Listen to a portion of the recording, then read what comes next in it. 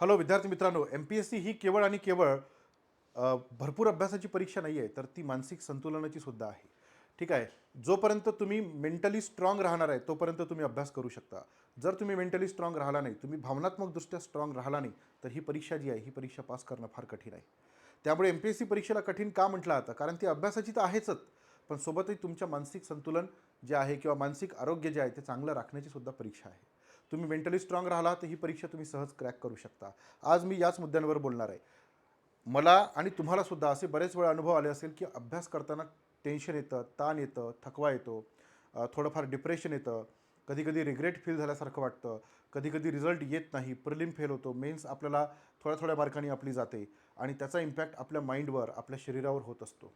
तर एम-पी-एस-सीची तयारी करताना तुम्हाला पुन्हा काही गोष्टींची तयारी करणं गरजेचं आहे, ते मी तुम्हाला या लेक्चरमध्ये सांगणार आहे. हे अजिबात मिस करू नका बरं का, खूप महत्त्वाचं लेक्चर आहे. आपण जीवनामध्ये फक्त आणि फक्त अभ्यासाला महत्त्व देतो, पण त्यासोबत तुमच्या शरीराला सुद्धा महत्त्व देणं गरजेचं आहे, कारण चांगलं शरीर चांगला अभ्यास करू शकते. ठीक आहे. बघा, एम-पी-एस-सीचं जे यश आहे ते मानसिक संतुलनाचे 6 स्तंभ जे आहेत ते डिसाईड करते. स्पर्धा परीक्षेपूर्वी मनस्थितीचं अचूक नियोजन करणं म्हणजे तुम्हाला यश मिळण्याची गॅरंटी देतं. मग आता हे कसं करायचं? ठीक आहे, तर हे मी तुम्हाला सांगणार आहे. सगळ्यात पहिला महत्त्वाचा मुद्दा बघा, थोडा ताण जर आला तर तो आपल्या एकाग्रतेसाठी चांगला आहे. कारण माणसाला थोडीशी भीती राहिली, थोडंसं टेन्शन राहिलं, तर तो जास्त जोरात अभ्यास करतो. परंतु जास्त ताण धोकादायक आहे. याचे अनेक परिणाम होतात. ठीक आहे. बघा, योग्य ताण घेतला तर एकाग्रता चांगली राहते, पण प्रमाणाबाहेर ताण घेतला तर स्मरणशक्तीवर परिणाम होतो. बघा, इथे मी तुम्हाला एक ग्राफ काढून दाखवला आहे. योग्य ताण घेतला तर तुम्ही पीक पॉईंटला अभ्यास करू शकता, पण प्रमाणाच्या बाहेर घेतला तर तुम्ही झिरोवर येऊ शकता. कळलं? तर बरेचसे जे विद्यार्थी आहे ते अभ्यास करताना त्यांना ही जी तंत्र आहे हे तंत्र माहीत नसतं, टेक्नॉलॉजी माहीत नसते. ते आपल्या मेंदूचा अभ्यास करत नाही, आपल्या शरीराचा अभ्यास करत नाही, दुर्लक्ष करतात. मग त्याचे परिणाम नंतर होतात. समजलं? तर बघा, परीक्षेचा ताण येणं स्वाभाविक आहे, कारण तुम्ही आयुष्यातील एका महत्त्वाच्या ध्येयासाठी प्रयत्न करत आहात. ठीक आहे. परंतु त्याचं मॅनेजमेंट कसं करायचं हे मी तुम्हाला आजच्या लेक्चरमध्ये सांगणार आहे. सगळ्यात पहिला महत्त्वाचा मुद्दा पहा, सर्वात पहिल्यांदा योग्य मानसिकता बनवणं गरजेचं आहे. फाउंडेशन तयार करणं म्हणजे काय? फाउंडेशन तयार करणं म्हणजे एन-सी-आर-टी वाचणं, स्टेट बोर्ड वाचणं, कन्सेप्ट क्लिअर करणं आहे. हो, आहे ना. त्यासोबतच मेंटली प्रिपेअर होणं. ठीक आहे. योग्य सकारात्मक दृष्टिकोन निर्माण करणं हे सुद्धा खूप महत्त्वाचं आहे. नाहीतर तुमची स्पीड वाढणार नाही, तुम्ही पॉझिटिव्हली अभ्यास करू शकणार नाही. ध्यान ध्यान खूप महत्त्वाचं आहे. परंतु एम-पी-एस-सीची तयारी करणारे मॅक्सिमम मुलं म्हणजे किती, 100 पैकी 99 मुलं मी तुम्हाला सांगतो की या गोष्टीकडे दुर्लक्ष करतात आणि याचे विपरीत परिणाम मग आपल्या अभ्यासावर होतात. ओके. तिसरं, शारीरिक हालचाल आणि झोप, योग्य आहार, भावनिक आरोग्य आणि ही जी प्रोसेस आहे एम-पी-एस-सीची त्याचा आनंद, ह्या सगळ्या गोष्टी खूप महत्त्वाच्या आहे. हे हिडन गोष्टी आहे, पण ह्या नंतर लक्षात येतात. म्हणून जर ज्याच्या आधीच लक्षात आला तो हे यश नक्की मिळवू शकतो, लवकर मिळवेल. पहिलं पहा रे, तुम्ही एम-पी-एस-सीची तयारी का करत आहे हे सर्वात पहिल्यांदा क्लिअर होणं गरजेचं आहे. आपण एम-पी-एस-सी का करतो आहे? जर तुम्ही हे केलं, जर हे तुम्हाला समजलं का करतो आहे, हे जर तुम्ही क्लिअर असाल तर तुम्हाला एम-पी-एस-सीची तयारी करणं सोपं जातं. दुसरं, स्वतःवर विश्वास असणं गरजेचं आहे. बऱ्याच वेळा आपण काय करतो, माझा मित्र, माझी मैत्रीण अभ्यास करताय म्हणून मी जातो बा, असा आपण अभ्यास करतो. असं होत नसते.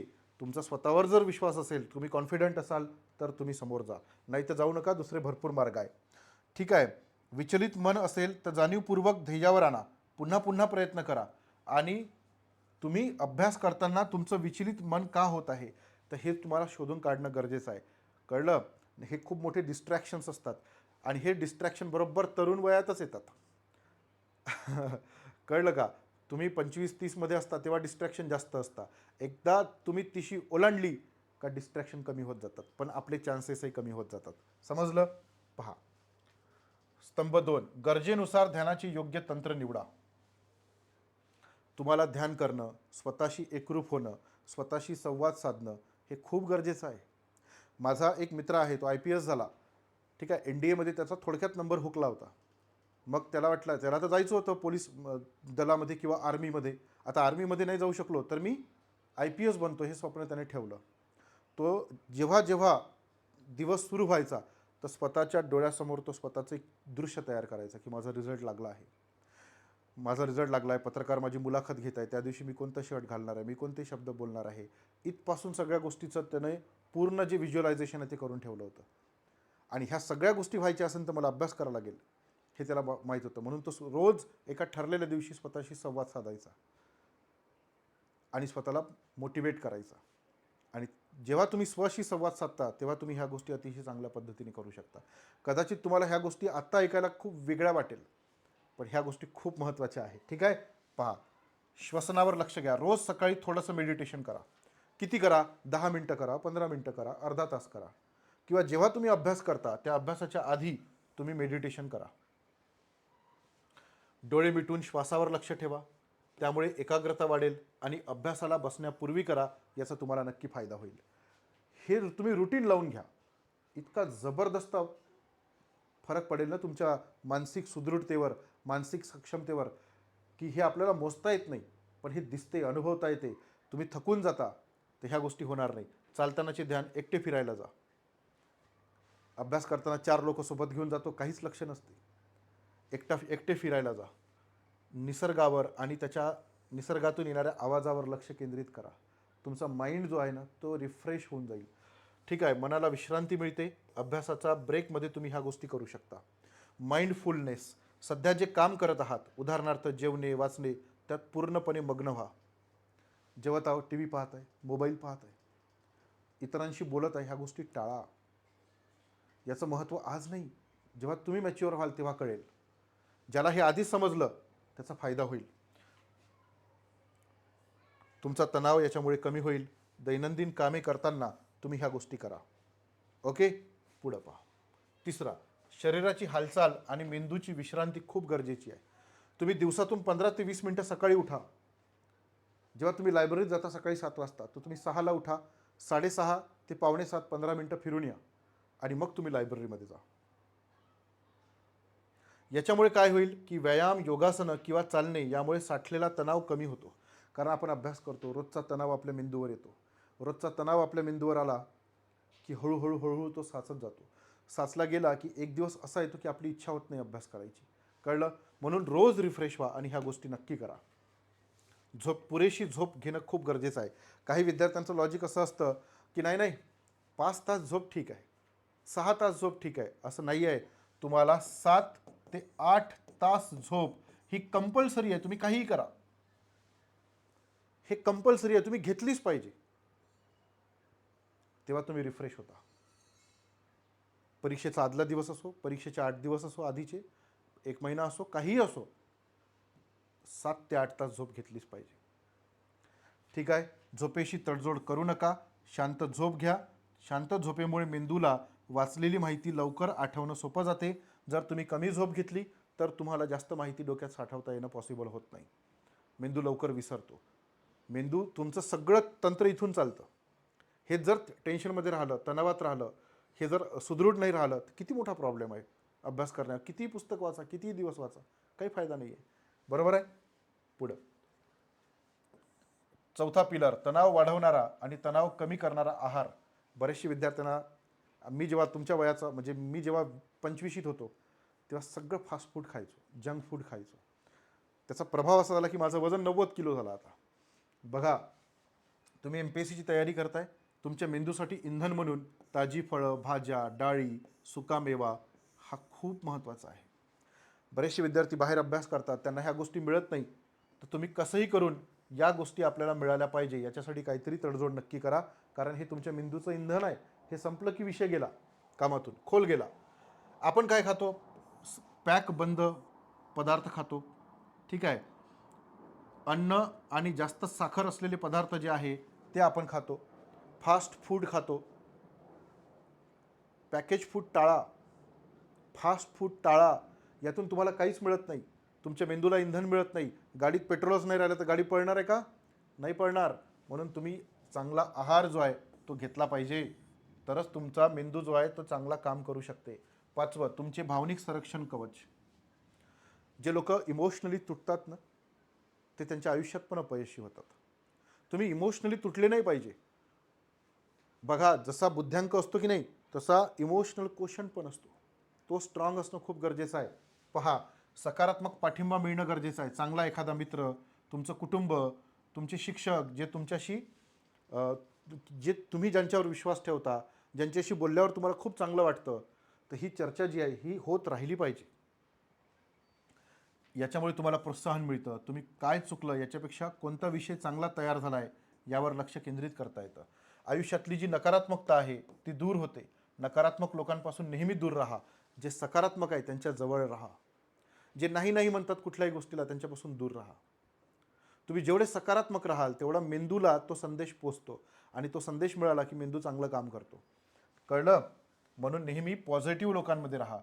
तुमच्या जवळचे जे लोक आहेत त्यांच्याशी नेहमी संवाद साधा. बघा, निकालाच्या भीतीपेक्षा प्रोसेसचा आनंद घ्या. बरेचसे विद्यार्थी काय म्हणतात की सर ही परीक्षा आम्ही पास होणार की नाही. बघा, ही गोष्ट ते ठरलेली आहे, काही पास होणार काही फेल होणार. जे फेल होणार त्यांना त्या गोष्टी चांगल्या पद्धतीने हँडल करता आल्या नाही. जे पास झाले त्यांनी त्या गोष्टी चांगल्याने हँडल केल्या. जर तुम्हाला पास व्हायचं असेल तर तुम्हाला मी आत्तापर्यंत जे सांगितलं ते तर तुम्ही कराच. सोबत MPSC ही एक प्रोसेस आहे, ही एक प्रक्रिया आहे. तुम्ही कधी 100% अपयशी होत नाही. 1857चा उठाव अपयशी झाला पण त्याने पुढे भारत देशामध्ये मोठी प्रेरणा दिली. MPSCचा अभ्यास केल्यावर तुम्ही प्रचंड विद्वान व्यक्ती बनता. या प्रोसेसमधून तुम्ही एक सशक्त पुरुष म्हणून पुढे येता, सशक्त स्त्री म्हणून पुढे येता, एक सशक्त नागरिक म्हणून तुम्ही घडता. तर ही प्रोसेस खूप आनंददायी आहे. जगातला सगळा प्रवास आनंददायी असतो. काही ना काही शिकायला मिळतं. इथूनही तुम्हाला काही ना काही शिकायला मिळणार आहे. पहा, ज्ञानाची चाचणी होते, नवीन गोष्टी तुम्हाला शिकायला मिळतात, नवीन चॅलेंजेस जे आहे त्याला तुम्ही फेस करता, त्यामुळे धाडस तयार होते आणि हे फार मोठं यश आहे. हे काय कमी यश आहे का? आता मी अपयशी झालो, मी अधिकारी नाही होऊ शकलो म्हणून मी चांगला शिकू शकतो की नाही, चांगलं मार्गदर्शन करू शकतो की नाही? म्हणजे मी पूर्णपणे अपयशी आहे का? नाही आहे. मी चॅलेंजेस घेऊ शकतो, चॅलेंजेसला मी समोरे जाऊ शकतो, मला नॉलेज आलं आहे.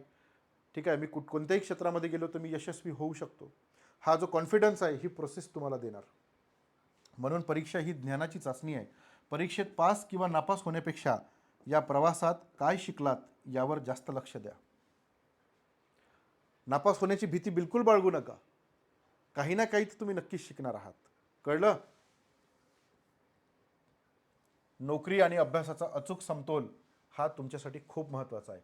बघा, माइंडफुलनेस तंत्र मी तुम्हाला याच्या आधीच्या व्हिडिओमध्ये सांगितलं की अभ्यास कसा केला पाहिजे, अभ्यासाचे वेगवेगळे टेक्निक कोणते आहे, जास्त काळ कसं लक्षात ठेवता येऊ शकतं.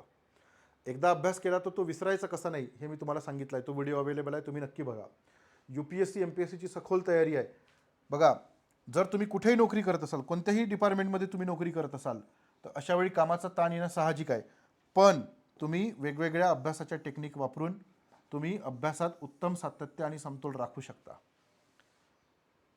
तर त्याच्यासाठी तुम्हाला भावनिक दृष्ट्या मजबूत राहणं गरजेचं आहे. म्हणून ध्यान करा, चांगल्या लोकांच्या सहवासामध्ये राहा, चांगलं आहार जो आहे तो घ्या, तुमच्या स्वतःचा मेंदू, तुमचं शरीर कसं काम करतं ते समजून घ्या, जेणेकरून तुम्हाला ही प्रोसेस जी आहे ती चांगल्या पद्धतीने समजेल आणि तुम्ही चांगल्या पद्धतीने अभ्यास करू शकाल. कळलं? जर तुम्ही राज्यसेवा परीक्षेची तयारी करत असाल तर आम्ही तुमच्यासाठी एक नवीन बॅच सुरू केलेली आहे. ही बॅच आहे राज्यसेवेची स्वराज बॅच. या बॅचमध्ये 2027ची जर तुम्ही तयारी करत असाल तर त्यासाठी ही बॅच आहे. या बॅचमध्ये आम्ही तुम्हाला पूर्व परीक्षा आणि मुख्य परीक्षा या दोन्ही परीक्षांची तयारी करून घेतो.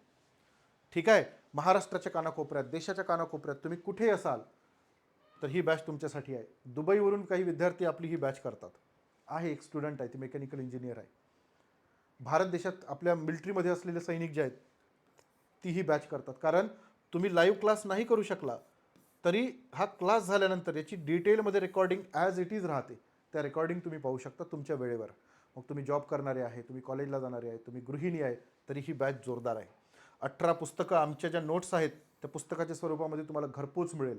तुम्हाला दुसरं पुस्तक घ्यायची गरज नाही. PDF फॉर्मॅटमध्ये आपल्या क्लास नोट्स तुम्हाला मिळेल.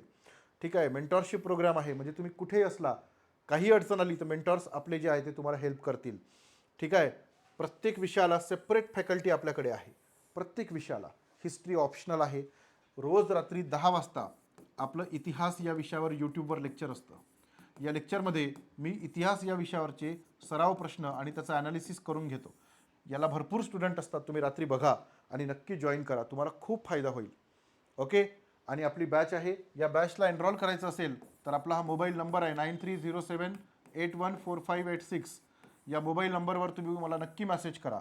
तुम्हाला NCERTची PDF हवी असेल तर मेसेज करा. तुम्हाला सिलेबस पाहिजे असेल MPSCचा मेसेज करा. तुम्हाला PYQ पाहिजे असेल तर तुम्ही मला नक्की मेसेज करू शकता. स्टेट बोर्डाची तुम्हाला ऑनलाईन बुक पाहिजे असेल तरी नक्की मेसेज करा. बघा, योग्य मार्गदर्शन हे आपल्याला मिळालं तर हा प्रवास आपला अगदी सोपा आणि सुखकर होईल. ठीक आहे. तर तुम्ही नक्की जॉईन करू शकता. जॉईन करण्यासाठी या नंबरवर नक्की मेसेज करा. बाकी लेक्चर कसं वाटलं कमेंट बॉक्समध्ये नक्की सांगा आणि नवीन असाल तर सबस्क्राईब नक्की करा. धन्यवाद.